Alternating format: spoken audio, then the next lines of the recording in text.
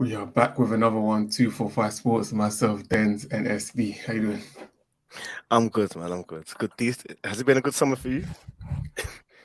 Boy, football-wise, it's been okay, but we'll get onto that because my view on Man United's transfer business, and I think the majority of fans is different. So Yeah. yeah, we'll Usually, when see. signings means fan approval, right? But it's not always the case.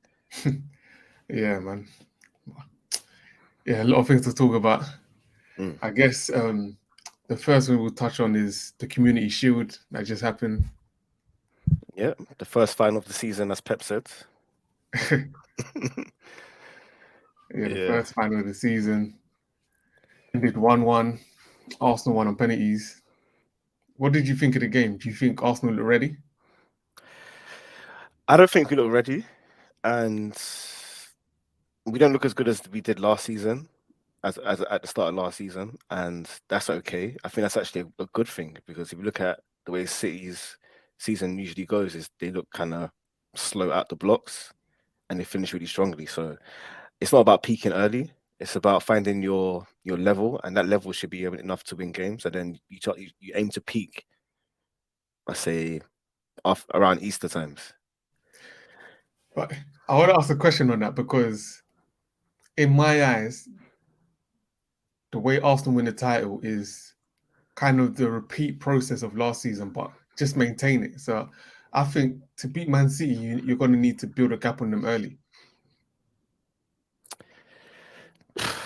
I hear what you're saying. In a sense, what you're saying is correct, but I still feel you have to focus on in each and every individual game with the aim to win every game. Because are you saying you build a gap to potentially have room for error later down the season? Is that what you mean? I think because Man, like you just said, Man City they tend to start slow and then they progress and then they get into that mode where it's just automatic, they just win game after game. So I think the way to beat them is to get that gap early and then kind of maintain it to a point where Man City can't catch up. Yeah, that's ideally the goal. I remember that Liverpool season when they won the league by like 20 points. They they lost their first game, I think, just before COVID against Watford. And by, let's say, by March, season was done. If during COVID, at the start of COVID, we were just waiting to announce the Liverpool as champions because Yeah.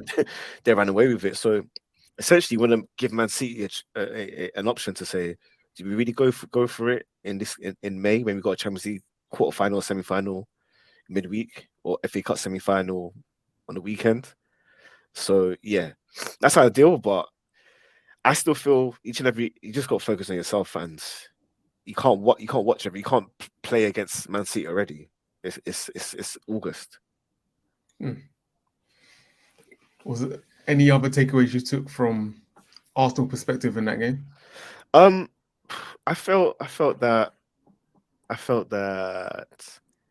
we played quite measured. I don't feel like we got too emotional. Usually, especially in the home game against Man City last year, we really went for it, and every chance we missed was like a big. We just got deflated, more deflated, more deflated. I feel like we stood up to Man City after the first 20 minutes. They were dominating the ball. I was like, wow, the levels. Listen, this is not even the best Man City, and we grew into the game. We had chances.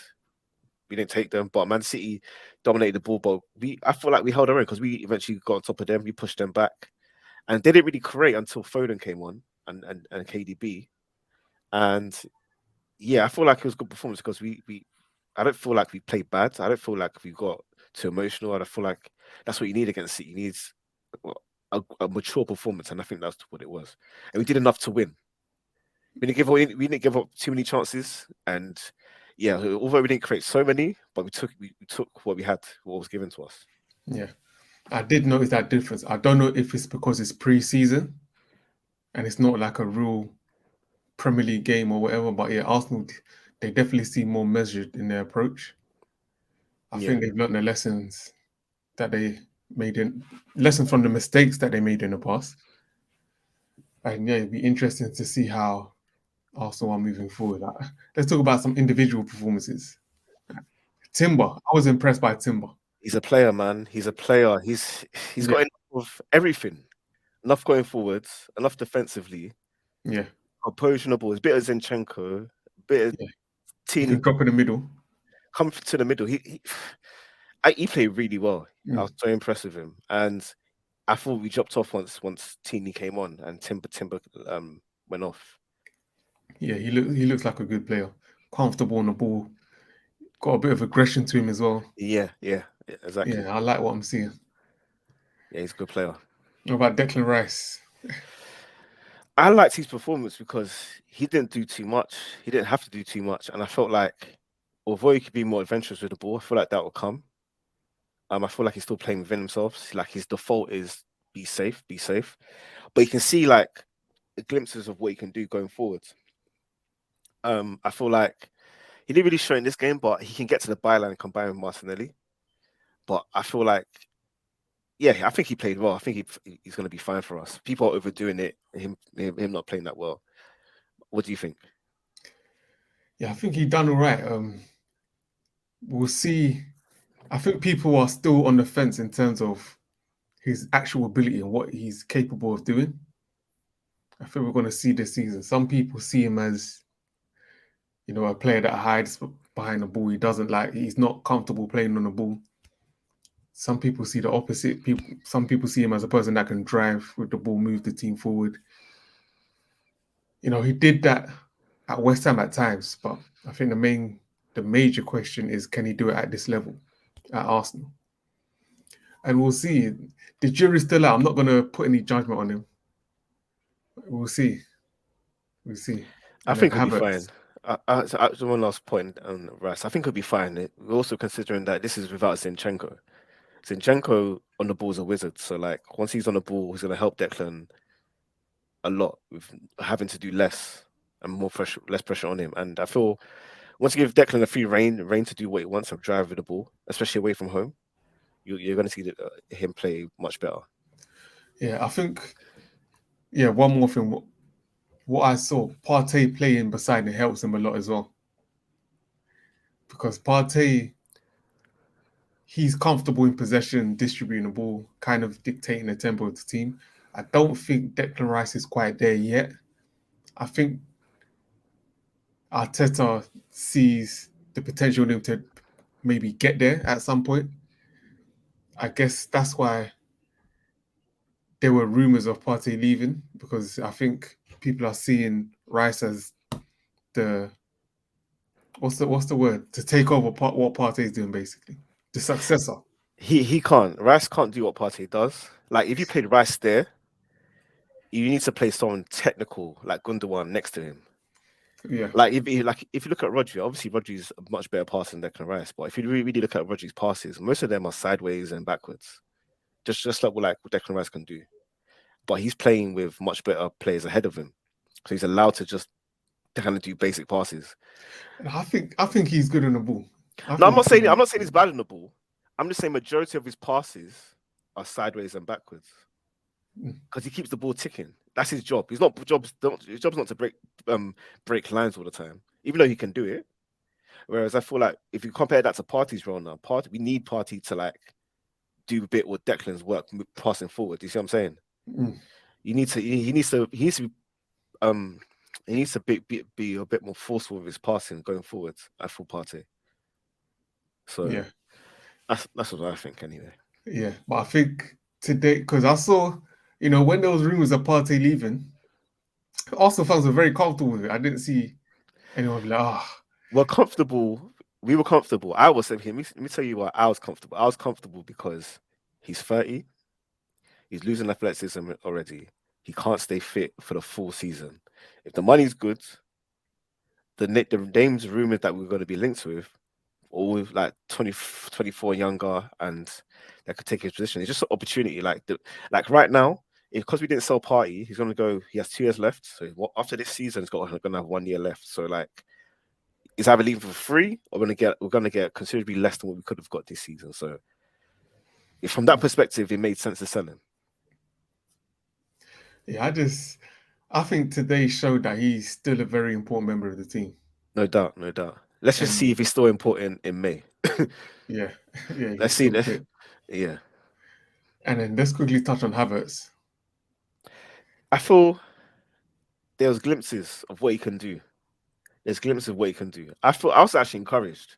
Second half, he got eaten up, but then City's backline are just monsters. Every header they won, they got to every 50-50 ball.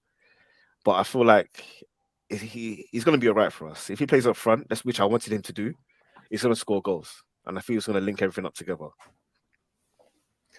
Yeah, I personally don't like him as a striker. If you're gonna play him up front, I think you have to play him with someone else. Mm. To have him as that lone striker, I don't like it. I don't think he's suited to that position. He got in a good position a couple of times and had those chances that he couldn't put away. But No, yeah, you are right. You are right with the second striker thing. If he played with a target man or a nippy striker, that's his actual role. In 2001, he would be second striker. Mm. It's just that in 2023, we don't play that. No teams play that way. But you can clearly see he's got talent. And I just feel like we're going to utilize him properly. Because especially he's 6'4". In another game not against the best team in the world, you would have probably seen a bit more what you could do. Yeah. Let's touch on Man City. A couple of their new signings were in the team. Well, it was just Kovacic. He looked He good, looked man. comfortable in the team. Yeah, slotted in straight away. Can't press him, man. He's so good, man. He's really good. He's actually really good. Yeah. And Man City, you can't really judge them pre-season because I think they started after everyone else because they finished later than everyone else. Yeah. And Man City early season, they tend to start slow, so you can't really take anything from their performances. But yeah, the only thing I can say is Kovacic look good. Kyle Walker It's, looked really good too. Kyle Walker looks fit, ready yeah, to go. He could leave to go by Munich as well. I mean, seeing that link as well. yeah. And what's his name? Cancelo. I don't think they'll miss him, Nah, which is crazy because the start of last season he was on fire. He was looking like one of but the best in the world. think about it though. If Cancelo was playing last season, they wouldn't have won a treble. They wouldn't have won a treble. He would have got found out defensively. You can't get at Man City right now. You tell me where's the weakness in defense? Got to target nobody in defense. And then with Kyle Walker, they don't even play him every game. They're just saving for the top guys. Yeah. So yeah, Cancelo is a miss going forward, but yeah. What do you think of Grealish, Haaland? Who else was there? Bernardo played all right still. Yeah, he was causing problems. Haaland, he didn't really get involved much in the game. I personally think, Grealish. I think Grealish needs to step up in terms of stats, like goals and assists. His general play he improved from the previous season, last season. I'll give him that. I think he's found his role in the team and how he can positively contribute to the team in terms of maintaining possession, keeping things flowing. But yeah, he needs to get more goals and assists Yeah. because they're missing Gundo now. That's some production there. Mahrez, that's more production. So, and I don't think they're going to sign an attacking player. I think they will. I think they would. They need to. I think because they're a Yeah, bit light. yeah, They got Gvardiol, which shows up their defense. They're probably gonna let Laporte go, but I think they're one. I think one or two attackers light, but they do look light this season. Especially think about it, they got the Club World Cup as well yeah. That's true. in what is it, December, January. Yeah, So it's gonna be fixture pile up for them. So we'll see. yeah. We'll see. But yeah, Grealish, he needs to step up in terms of production. Foden as well. He looks alright when he came on though, but yeah, he doesn't have numbers. Doesn't get numbers. His numbers were for the amount of time he played. It was decent, but let's just see. He should be starting more. I think Pep will put more responsibility on him. So let's see if that coincides with an increase in goals and assists. Because his play, when I say his play is good, he's a good player. So yeah, let's see if he can do it consistently. Yeah, very I think tight. some of the other role players need to step up as well. Everyone needs to step up. Even like Cole Palmer, he scored a nice goal today. But I think they're going to need to rely on their youngsters a little bit more if they don't sign any attacking players. From the little I've seen, remember the word little, I don't think he's good enough. But obviously, he's got a nice left foot. A lot of players got nice left foots when you give them time. So, but his overall play, we'll see. We'll see. Yeah. But I will say one thing: if they don't sign a player on that right hand side and they do trust Cole Palmer, that means a lot from Pep, because Pep doesn't play games. Yeah. Yeah. In terms of Arsenal's transfer activity, if that was all, would you be happy, or you think they need to do more? I still feel we need more. We obviously need to sell a few players, and those players, there's too many to even name, and we're going to get a low board for all of them, which is going to be annoying. I feel like there's room for one more player to support Saka. Like I felt Saka looked kind of lively early on, but then he looked tired towards the end, and we can't rely on him to be Superman every game. But I feel like if Odegaard doesn't play, there's no one to replace what he does. And yeah, Saka replacement or Saka rotation option, Odegaard replacement rotation option, and I feel on the lowest of keys a centre back. Because if Saliba, we need a Saliba type mold centre back. Because if Saliba doesn't play, I don't think anybody can do what he does. Because today, I think he was man of the match today. He was really good today. Striker? Who? Who though? I can say striker, but who? I'm sure there's someone out there. There's always a This is decent it. striker out there. For example, do you spend huge money on a known quantity or little money on someone who's unproven but takes up space? So when you want to go get that striker that you're sure of, there's no space for him. Yeah, that's true. Do you see what I'm trying to say? You have to think Yeah. even a year down the line. Because I remember there was times where I think when we tried to get Vlahovic or something like that, we could have brought in a striker there who was like our fourth option. But imagine we had that fourth option on the books now. We won't be able to get rid of him. Like Cedric is still at the club. We can't get rid of Cedric. And we bought him 4 years ago, nearly 4 years ago. We still can't get rid of him. So all these things we do have a knock-on effect. So I'm okay not getting somebody this year because we scored a lot of goals this year. If an opportunity presents itself in January, go for Tony. Next summer, I want Evan Ferguson. That's a 10-year plan, and he's there. Okay.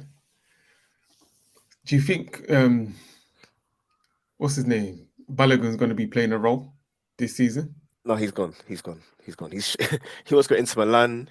Yesterday he posted R9 highlights for Inter Milan on his Instagram.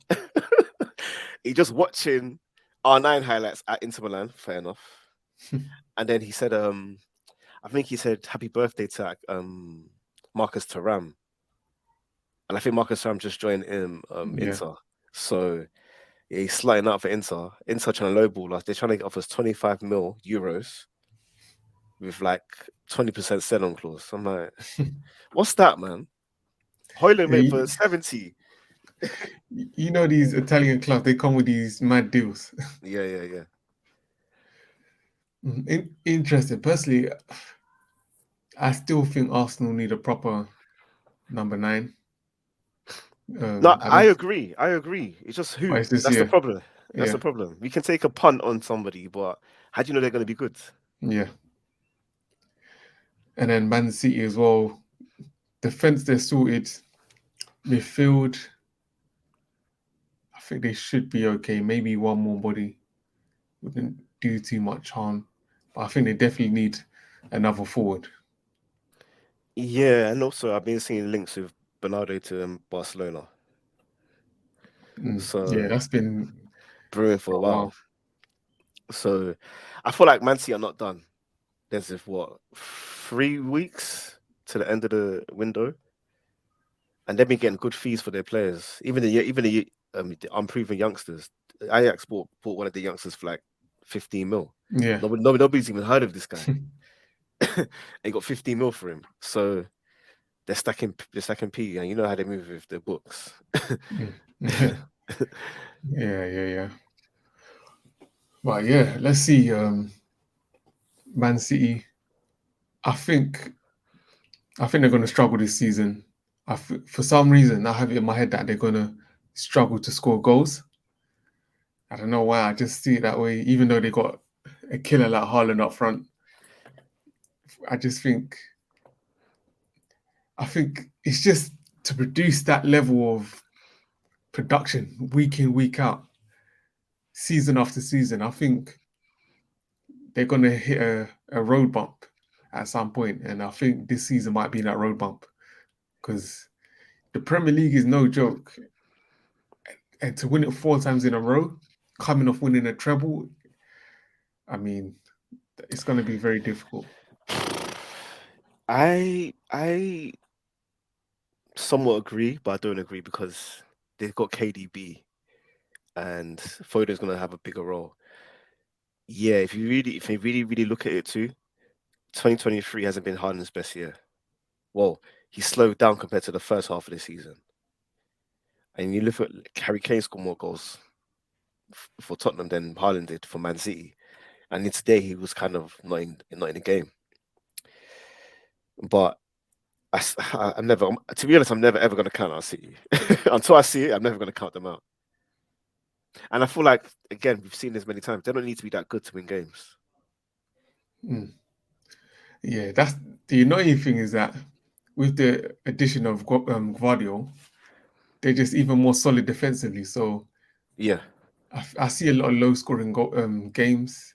yeah. Teams will struggle to score against them, but I just don't see them scoring as much goals as they did last season.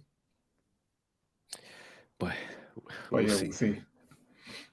But yeah, let's quickly just go through the other top clubs in terms of their transfer activity and see. And yeah, I want to get your opinion on the business, if it's good business or bad business. Okay. So let's talk firstly about Man U. You know, Man United got a Nana, Yeah, good player, Mason Mount. decent player. Those are the two main signings, right? Yeah, you got Hasmus. Is it Rasmus? That's his Oh, name. and of course, yeah, Hoyland, Rasmus. Rasmus Hoyland. We just got him yesterday. Yeah, what's your thoughts on all three? Well, going into the window, keeper was obviously an issue for you. Centre mids or attacking, I don't know what kind of mids. I think all mids, all the mids Exactly. was an issue for you. You need to upgrade there. And striker, of course, because you had Vehicles up top. So you got 3 out of potentially 4 or 5.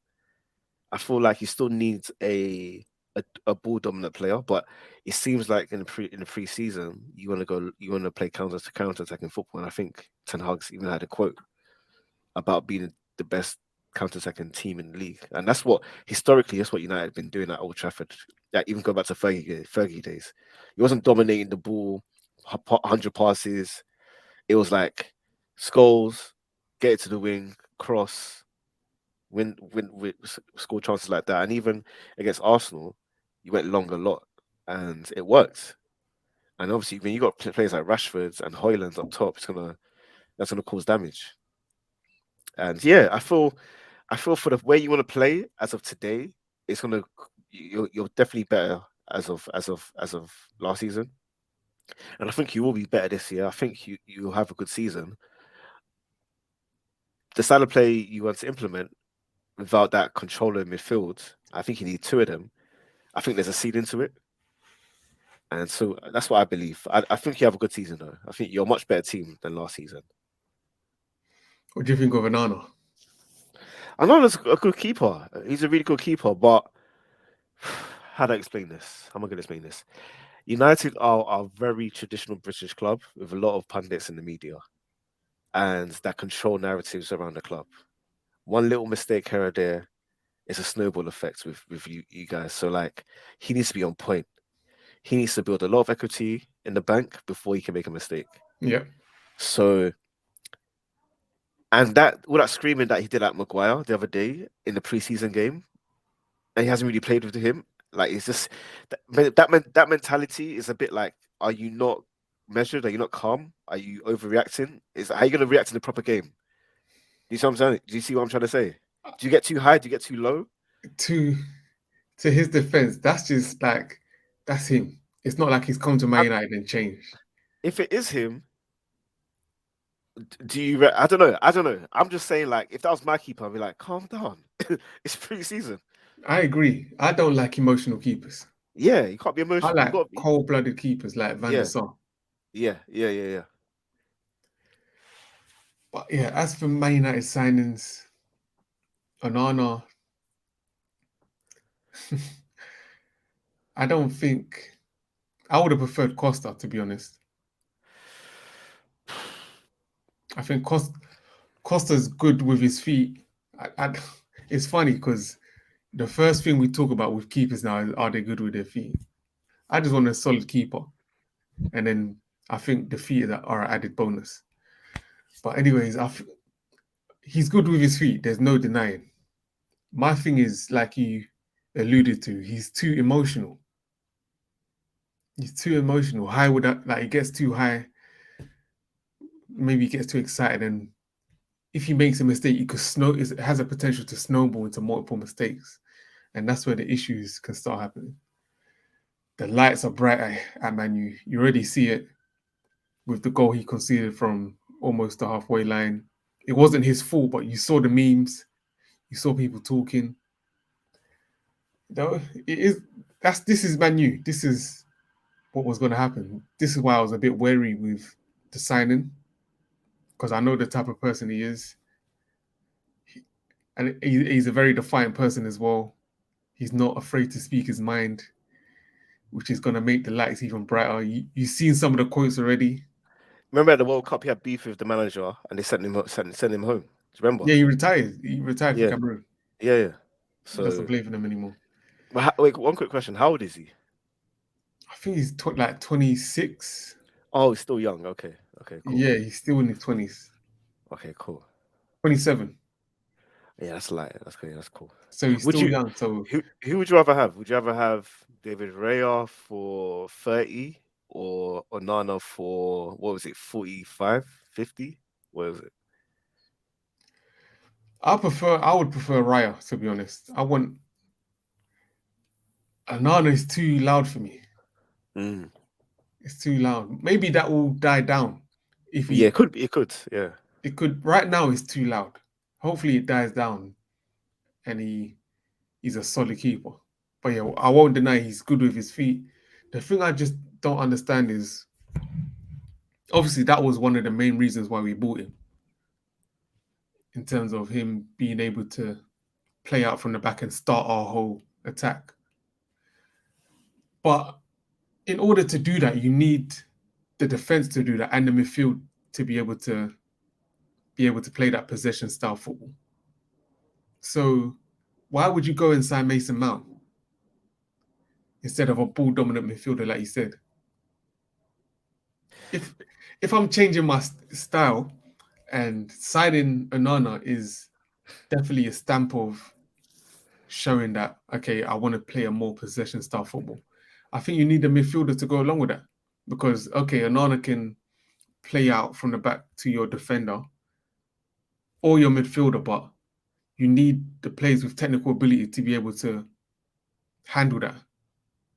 And I don't think Mount is that type of player to be receiving passes from Onana and then dictating the tempo of the game, that sort of thing. He's not that type of player in my eyes. He isn't, but I think he has got ability. And what I've seen, I feel like this is it. I think you're in a good place. Think about the players you have. Yeah, you lot have a few match winners now. You've got Anthony. He doesn't do much, but he can pop up with a goal. Rashford, of course. Bruno, of course. Mount can do that too. From a long shot, he can do it. And Hoyland, I'm assuming he can do it. He can get on the end of things. So you're built. I would say you're built to beat lower teams lesser than you because you have better individual quality.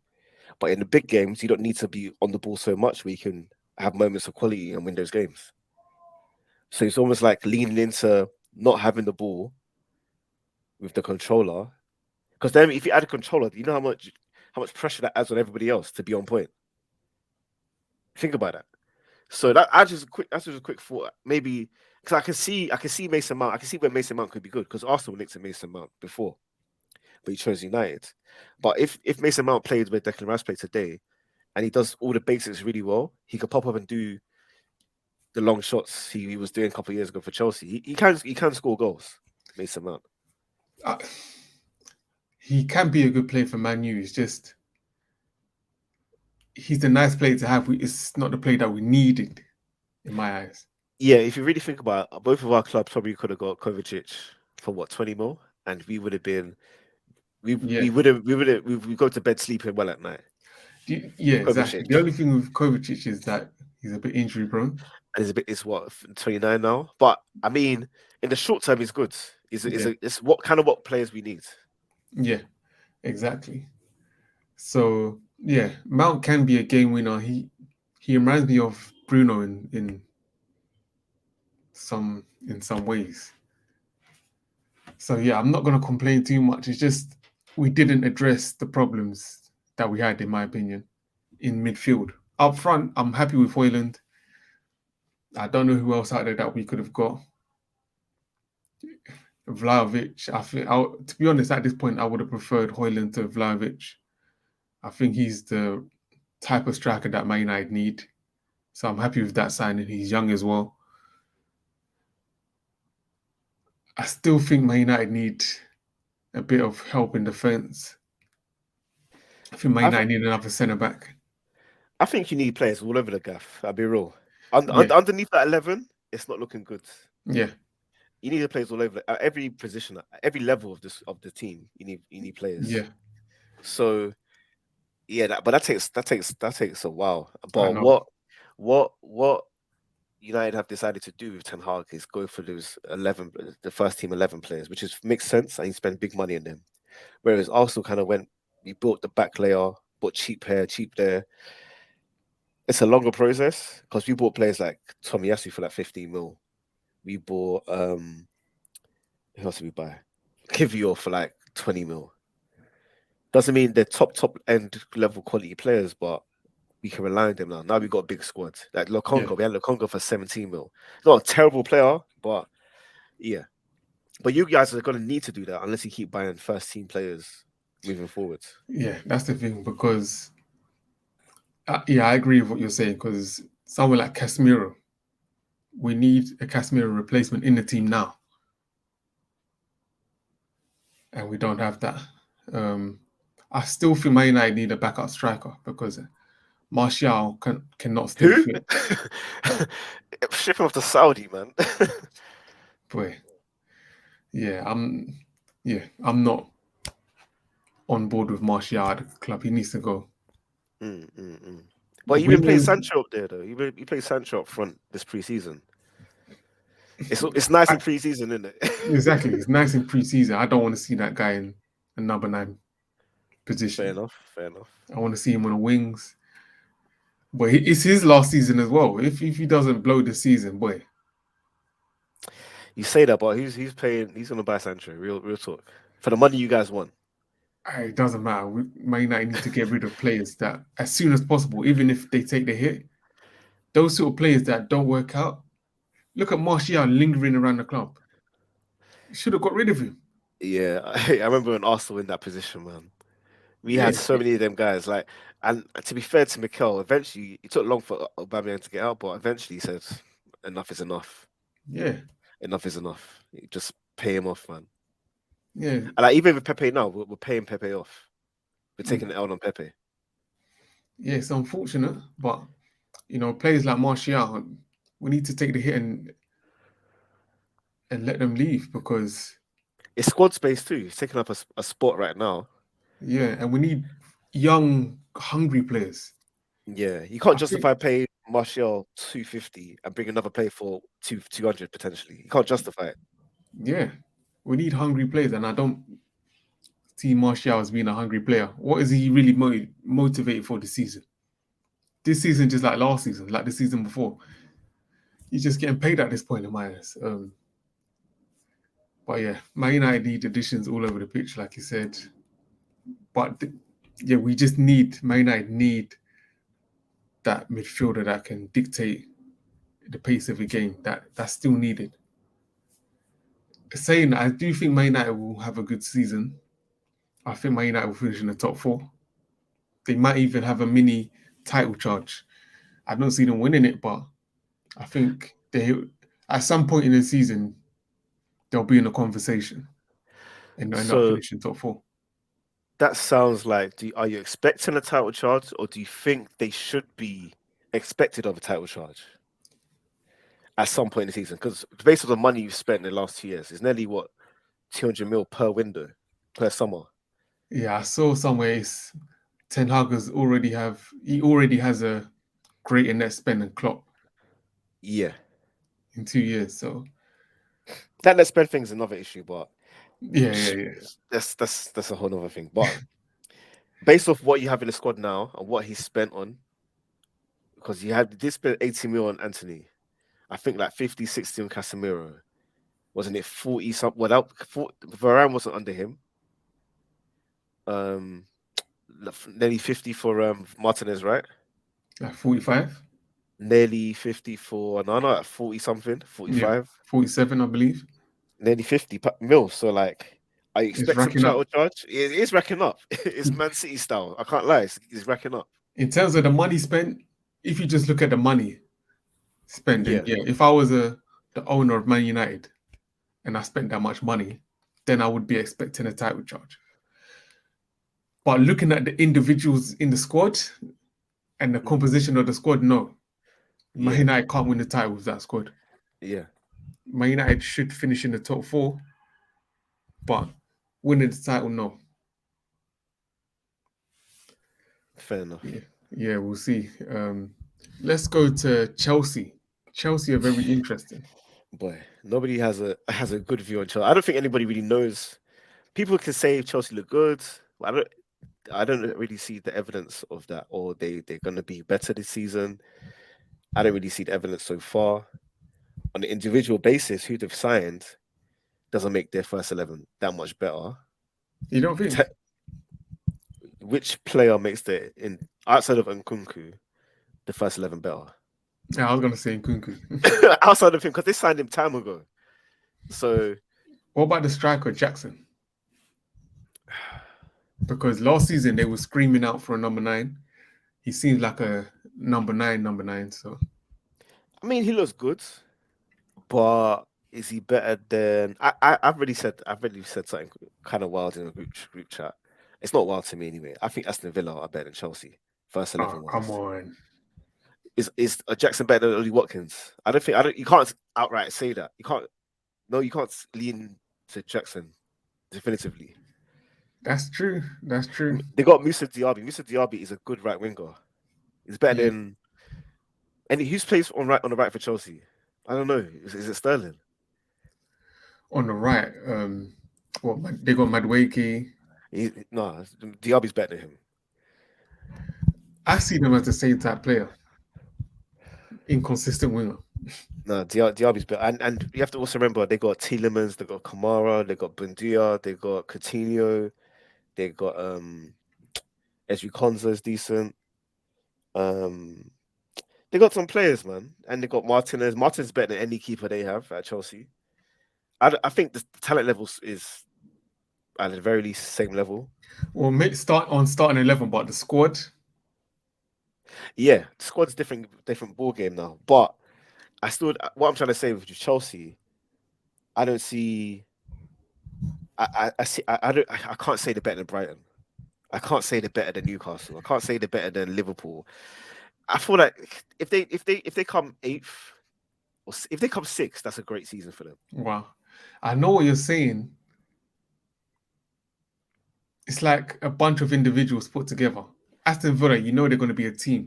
Brighton, you know they're going to be a team. Even though they've had ins and outs, they're going to be a team. Chelsea, yeah. I just don't see the team spirit there. It's like a bunch of mercenaries. And at some point, there's just too many people coming in in one window. There's just too many people. And the transfer strategy makes a little bit of sense because they're literally just trying to sign all the best youngsters with potential globally in South America and in Europe. And it might pay off in 5 years. But as of today, as of right now, people have been saying Chelsea will be back, Chelsea will be back. Well, when you spend 800 mil, you spent like 200 this year, spent 600 last year. When you spend like 800 mil, Yeah, you just be back at some point in it. So, what does that mean? With Chelsea will be back, but I don't think Chelsea. Yeah, top 6 would be good for Chelsea. I think they'll finish in the top 6. In terms of some of the signings that they've made, let's go through it. Nkunku, Diatsi, Jackson. They signed a lot of South American youngsters as well. they signed a lot of the man them in it. Yeah, they got Gusto, which apparently is decent. Yeah, a rotation option for James, isn't it? Yeah, because James, he can be injury prone. Yeah. And then players like Madueke and what's his name, Android 18. Who? I thought the Ukrainian guy. How can I forget his name? Mudryk. Yeah. Yeah, Mudryk having a full preseason. Yeah. See what Sterling can do. And Kunku's got injured now, but who's in the midfield? Who are the centre mids? Boy, that is a good question. Who they got? got? Just think about the centre mids for a second. Enzo. Okay, Gallagher. Enzo, Gallagher. And they got just youngsters. Yeah, they haven't really got any. I don't even know Chelsea's squad, you know. They haven't really got anyone, have they? Yeah, a bunch of youngsters and unproven players. I think if he was a top manager like Ancelotti, I think they could do good, but I just don't see. I don't think Poch is a top manager like that. So I just don't see them putting it together and challenging for the title. Definitely not. I think their saving grace is that they're not in Europe, so they've got a week to prepare most weeks. If you compare that to Brighton, this is the first time Brighton's gonna ever have to deal with having midweek games in Europe, traveling as well. Yeah. So, and even Aston Villa are in Europe too. That's their silver. That's their opportunity. Do you think? Quick question: do you think they'd be finished higher than Tottenham? Tottenham are in. Well, it's not as. I know in Europe, Tottenham too. So yeah. Do I think they'll finish above? And I'll say Harry Kane stays. I don't think they'll finish above Tottenham because Tottenham's squad is more settled. They have made a few signings, but the core of the team, is pretty much the same. So yeah, I see Tottenham finishing above Chelsea. Okay. I'm trying to look at Chelsea's midfield. That rattled me because I'm like, who have they got in centre mid? And I still don't know. You can't rely on Gallagher. You cannot. Enzo will be fighting for his life in there, man. Yeah, they got a bunch of youngsters, Chukwuemeka, but you can't be relying on him. Yeah, their midfield is bare bones. Yeah, I mean, those players that they've signed could be good, but we'll see. They're playing Liverpool first game of the season. Yeah, maybe we should move on to Liverpool. Yeah. You don't see it? I do not see it at all. Liverpool. What don't you see, my guy? They still haven't addressed, unless Klopp is changing his style fundamentally, they haven't addressed the issues that they had last season. That midfield. McAllister, he's not a Klopp type player in midfield. The other guy, Slobozai, or however you pronounce it. Szoboszlai, yeah. he's nice on the ball from what I see, but he's not a Klopp midfielder. So if they're trying to play that same high press, high energy style, it's not going to work. They're going to But have. they're not though. I feel. I think. Clearly, I don't think they can, and they're not with the signings they've made. So unless we see, maybe Klopp was going more possession style based of philosophy. We see if he can coach that. We haven't seen him coach that yet. Because McAllister's not really an off-ball player. Szoboszlai isn't. Got Curtis Jones in there. Thiago. They're trying to sign Lavia. Lavia is one of those kind of ball-winning midfielders, and I don't think they'll get him unless they just pay the bag. I think they want 60 more. Southampton now. But even if they get Lavia, he's not ready to be that type of player for Liverpool. Yeah, he'll be only 20 coming into this season. 20 years old. Like Fabinho, when they signed him, he was an experienced player. He played in the Champions League. Yeah. Did he win the title with Monaco? He may have. He won the league with Monaco. Yeah, so he was an experienced player by the time Liverpool had signed him. Champions League semi-final with Monaco as well. Yeah. So Lavia, if you bring in Lavia and expect him to make the same impact that Fabinho did, boy, you're going to be in for a surprise. But yeah, like I said, they still haven't solved that problem. That midfield is just going to get bypassed. Well, yeah, they will, but they're going to be better on the ball. So they might have less bypasses. Yeah, I hear that, but I don't see Klopp just changing his style like that. I don't see it. I think they're still going to try and play that high press, high energy style. And yeah, I think they're going to be entertaining to watch because they're going to score a lot of goals. With Nunez, I think Nunez is due to have a good season. You think so? We'll see. Diaz, especially with Diaz providing him with the assists, I think their attack is good. Jota, if Jota and Diaz can stay fully fit, I think Liverpool will have a good season in terms of scoring goals.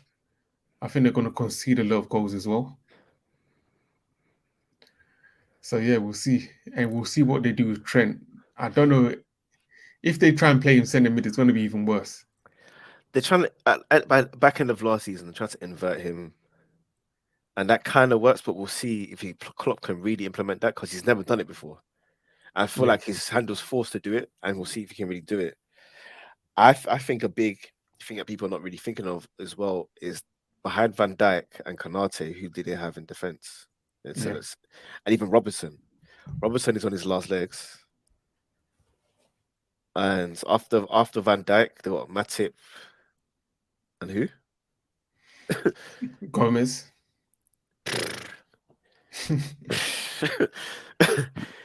if they, I mean, like Matip, I mean, Van Dijk and Konate can't play every single game, so we'll see. Van Dijk was doing that, but he can't do it now. Yeah. So, yeah. Yeah, I think they have squad depth issues. That's going to play out in the season, and yeah, they'll score. Like I said, they'll score goals, but they'll concede a lot of goals as well. Will they finish top 4? I think they have to. They should. They better. They have. If they don't, what does that mean for everybody at the club? Yeah. You know what? It's funny this season. That's what I'm saying. There's certain teams that have a chance to do something, because Liverpool, I don't see them coming back like how they were in the past. Chelsea, no. Spurs will be Spurs. So Man U and Arsenal have a chance to do something this season. But yeah, we'll see. Spurs, in terms of Spurs' transfer activity, they've made some, I don't know, signings under the radar. No one's really talking about it. What? Because Harry Kane's the big fish, the big domino. If he leaves, I feel like they're gonna splash on a few players. What I do like is they're not trying to sign. They're trying to sign just low key players that probably are proud to play for Spurs. And like, I mean, we'll see what happens with Spurs. I don't think I feel Brighton has taken over them in the top 6, especially for the season coming. If you look at Brighton's first 11 and Spurs first 11, you're picking Brighton every day. Outside of Harry Kane, he taking from Spurs to put in Brighton's team. Maybe Madison. They got Madison. Remember they got Madison now. Yeah. But even Son, then, Son's not better than Matoma. He's not better than Matoma. yeah. And Yeah. Son especially is, if Brighton signed Mohamed Kudus, there were links yesterday. They're gonna have Kudus. They're gonna have Enciso. They're gonna have Matoma, Evan Ferguson. they That's a have to good. keep Casado. If they can keep him. If they keep Casado too, Dunk Webster's there. They got even Pascal Gross is a good player. Yeah. They got a good team. They do. They do a solid unit. We'll Yeah. see how Europe affects them. But Spurs, yeah, I think it'll be the same Spurs. They'll have good moments and they'll lose to teams that they shouldn't lose to. But they should. I don't know about Daniel Levy. He's just a whore, man, for money. Just sell the guy. Just let him go. Imagine they sold him in June. They would have had all this time to sign players. Now, if they sell him in the next week, they're gonna have to scramble around. I don't think they'll sell him. I think he'll stay. Boy, free Harry Kane, man. I think he wants to stay though. I think he wants to break the record. But Arsenal's waiting for you, man. Harry Kane, Arsenal's waiting. Just come through next year. But he will never be forgiven. Boy. Well, Levy has been taking a piss with him the last couple of years. He could have been sold, and everybody knows he wants to go, but the price has been set too high. Yeah. I think he would have gone Man City if they let him, but I think that chance is gone now. And yeah, for me, there's no point in him moving anymore. You might as well just stay. Nah, you gotta go. You gotta win something, man. Yeah, we'll see. Well, I think that's all the top 6 clubs. Is there any other Prem signings that you've seen that have taken your eye? That have caught your eye?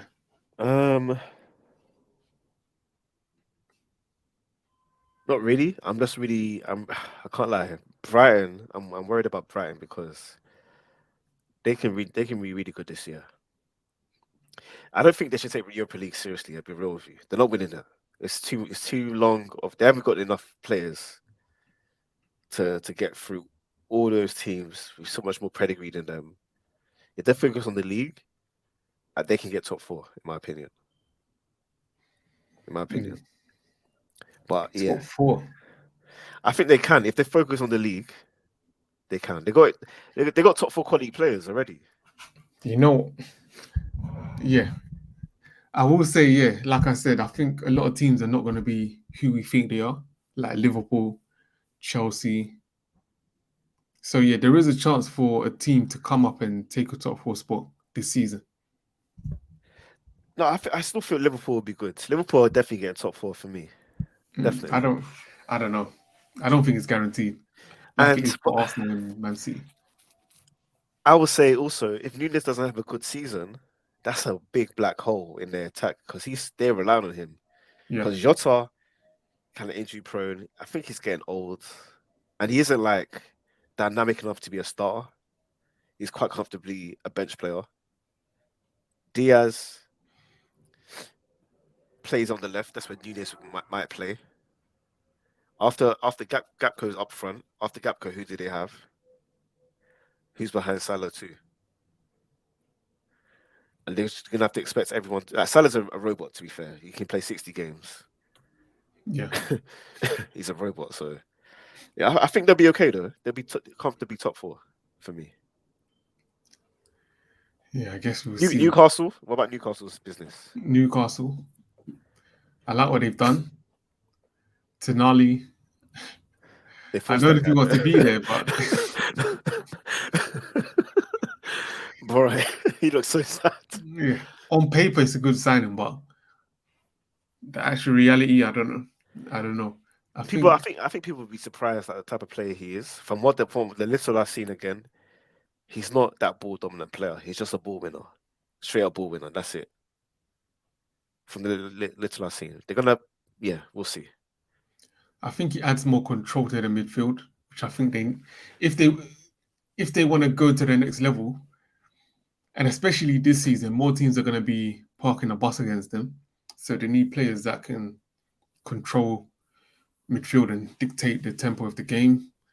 I think Tonali is that type of player, from what I've seen. We'll see. We'll see. We'll see. Obviously he's going to start for them. Bruno will be on the left or the right, perhaps. But who else have they signed other than Tonali? Harvey Barnes. I thought Yeah, that was a yeah, good signing. it is. But again, I feel they're going too slow because he isn't a level raiser. He's gonna do well, but he isn't that guy. Like Isak is that guy potentially, and Harvey Barnes isn't that guy. Not even potentially. He's a good level. He's a good player. I think this is the best he's gonna get. I think it was a good signing because, and I rate Eddie Howe for the business that he's done because someone like ASM, other managers may have kept him, but if really looking at it, he doesn't stay fit and he's inconsistent. So you need to be ruthless if you want to get to the next level and get rid of those type of players. It sounds bad, but I was saying last season, at the end of last season, they need to get rid of him. And they've done it. I think they're going to place their faith in Gordon to play on that left side. And I think Harvey Barnes is a good depth player. He might compete with Gordon, but I think Gordon has that number one spot right now on the left. And I think he can step in at any time. He's an experienced Premier League player. He's a player that's played week in, week out. And he's performed well for Leicester. Maybe he's not as productive as he could be, but maybe he can change. He's still relatively young.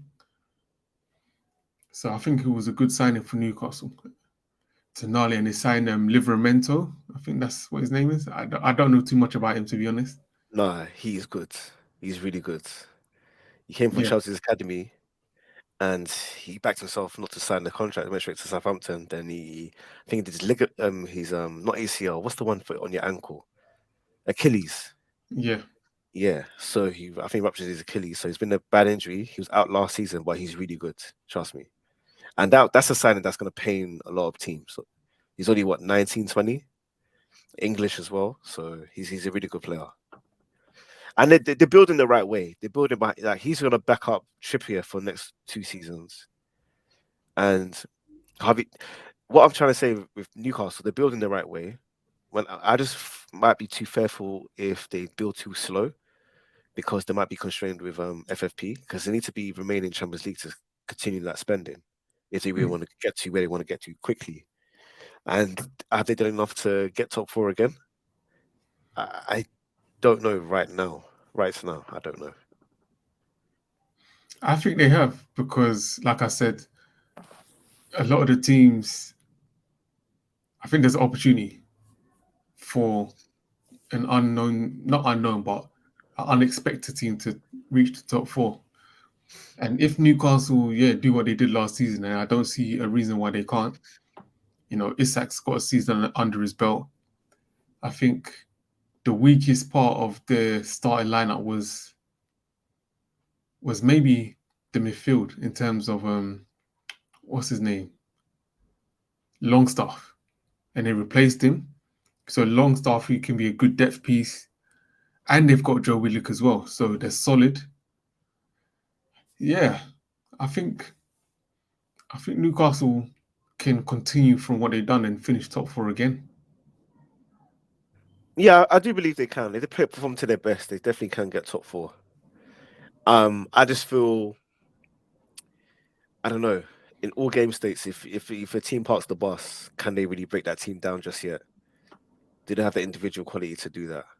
Outside of Isak and maybe Harvey Barnes and Gordon, but they're both, I don't anticipate those last two players, playing at the same time because both play left wing. So I don't know if it's enough on the pitch at one time. Yeah, we'll have to wait and see on that one. Yeah. But yeah, that's basically the top six in terms of any other teams that I've made good signings. Like you said, Diaby, I'm interested to see what he does. It's weird because they've got Diaby, Aston Villa. They got Bailey. They obviously don't rate Bailey because they No. just want to sign the same player. Yeah. They got Traore as well, which is a similar type player. So Well, Bernard, sorry, yeah, nah, he's not good. No, you don't rate. nah, he's not good. So yeah, it'll be interesting to see what Villa do. Shout out to West Ham. Boy, They're a joke, man. I'm good. I'm happy West Ham are struggling because they were taking the piss with the Declan Rice window transfer saga, trying to get Man City to come in, and everybody knew Declan Rice wanted Arsenal, but they're trying to raise the price up, and now they haven't signed one player. The director of football and Moyes are clashing. Director of football wants these gems across Europe.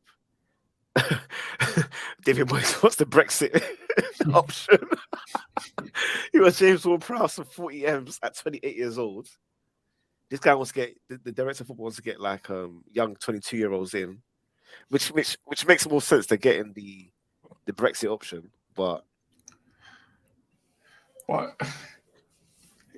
think you got to back the manager in this case because, like I was saying last season, all these exotic signings like Skimaka, look what happened. Yeah.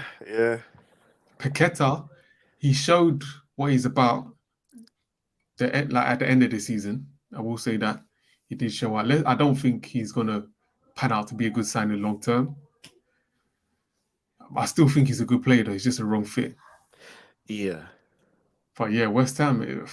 Never signed a player yet. That's terrible. They better sign players quick because you won the Europa Conference, but boy, that and team also signings. their team's not good. That's one. They're in Europa League. Europa League is a grind, Thursday, Sunday. Yeah, it is a grind.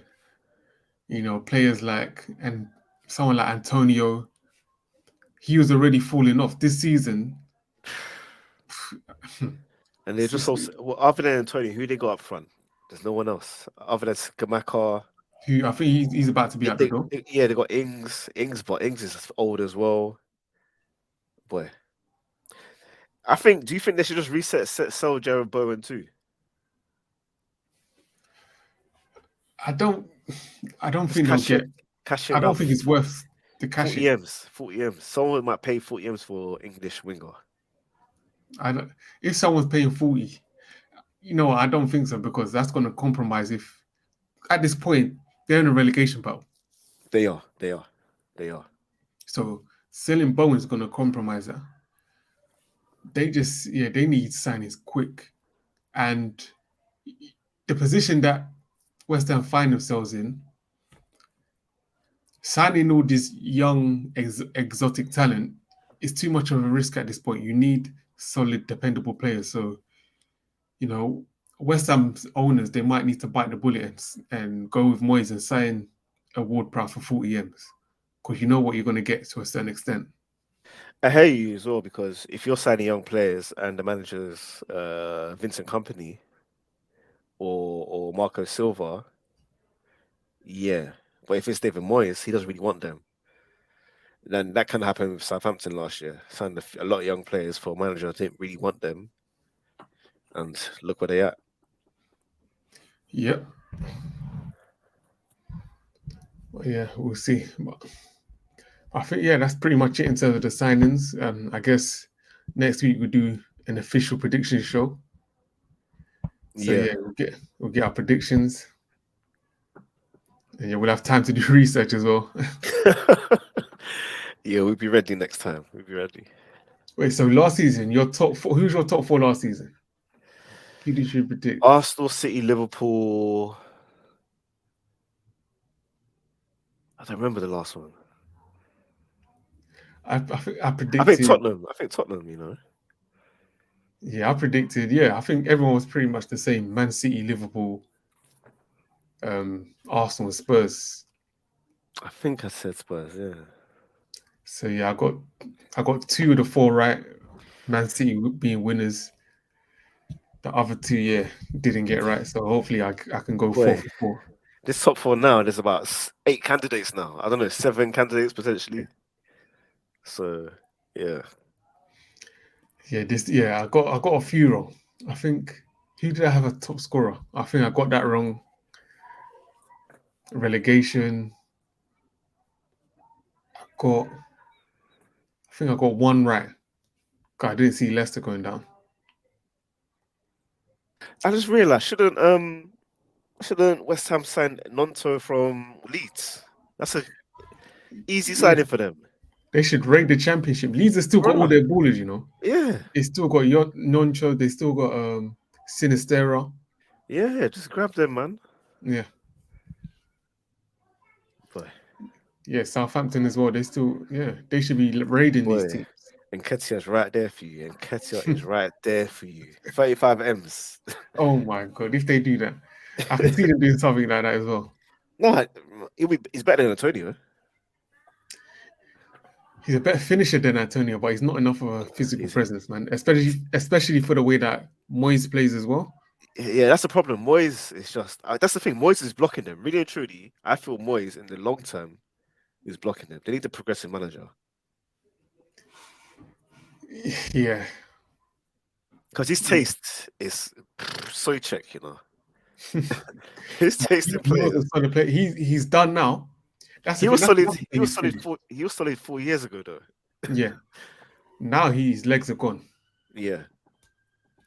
But yeah, they're gonna struggle. They might get relegated this season. Yeah, yeah. I'll take Paqueta real quick though. Cut price. Yeah, he'll be a good cover for Odegaard. Imagine him, Odegaard, and Partey midfield. I can only dream of it, man. Yeah, Jesus on top as well. That's Samba football right there, you know. But yeah, we'll look out for the preview show next week. Yeah, anything else to add? Nah, man. I'm not ready for the season, man. Today stressed me out. I was so stressed out. By the way, that new rule with all the yellow cards today was so dumb. It's so dumb with the kicking the ball away, get yellow cards. Rodri had like 5-6 fouls, no yellow cards. But it is what it is, man. The season is in full swing. Yeah, and then this new rule with the World Cup extra time. Yeah, it's gonna be crazy. Bro. Alright. But yeah, we'll see how it pans out. Yeah, we'll see. Well, yeah, that's another episode of 245 Sports. Let us know what you think in the comments. Who you think is going to win the title? Top 4. Who's been the signing of the season so far? And yeah, we're out.